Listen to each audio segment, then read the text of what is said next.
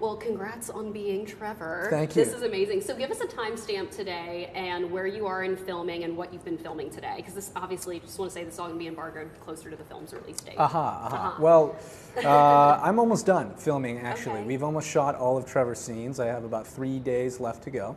And so right now it's kind of this, the scene that we're shooting is going to be taking place before we go to the club. Tessa and I go to the club.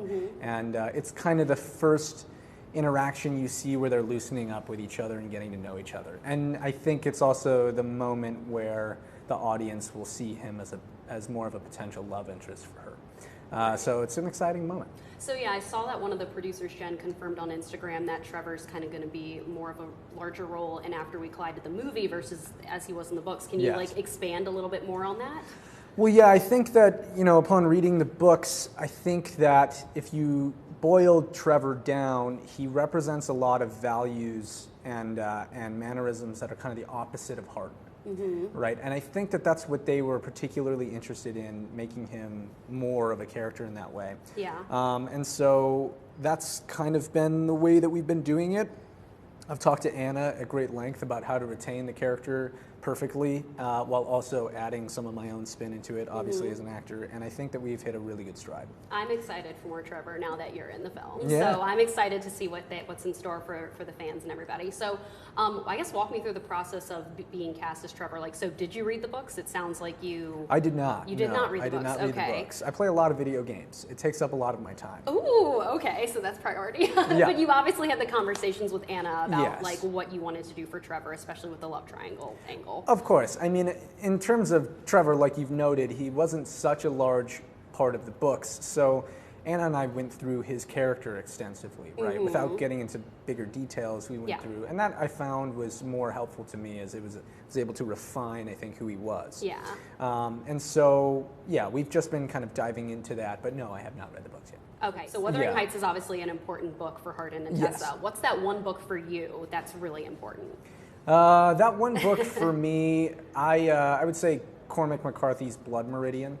That one like really sent me over the moon when I was reading. Not only did I find that he was able to suspend himself as an author, but also tap into another version of himself as an author that was interesting and intriguing, and I actually found it very akin to acting.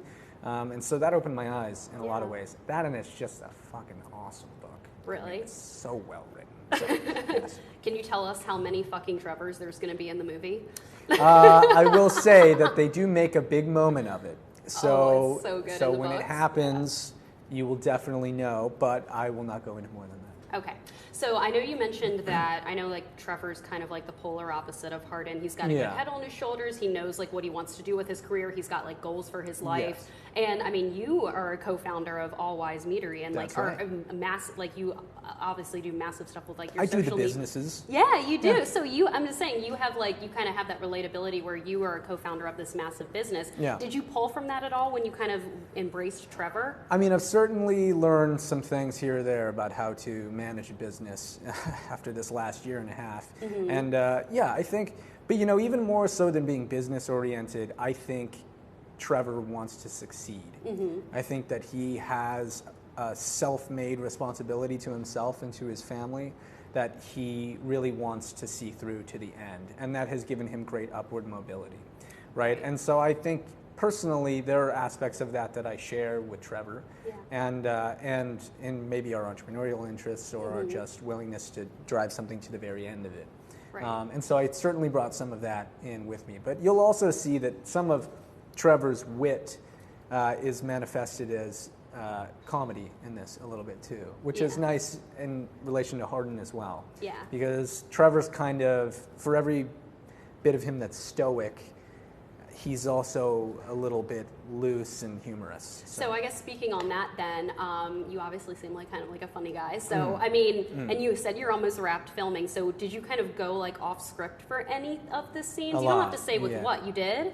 Yeah, I mean, I like to improv on all of the movies that I do, but particular when there's moments to be humorous, and there are, and flirtatious, I think that it facilitates improv. So yeah. I've been using some of that. I'd say a lot of yes ands. Ooh, okay. Yeah. Last question for you. So obviously Tessa's state is very emotional after the events of the first After film, and now going into After We Collided. I know you probably have some like emotional, intense scenes with both like Tessa and Hardin's characters. Yeah. So what is the downtime for you after Roger yells cut and you go back to, you know, not being Trevor? How do you like kind of process that as an actor? You know, a lot of the times when a movie and a cast and a crew are good and it's a well-oiled machine, you don't need to do that.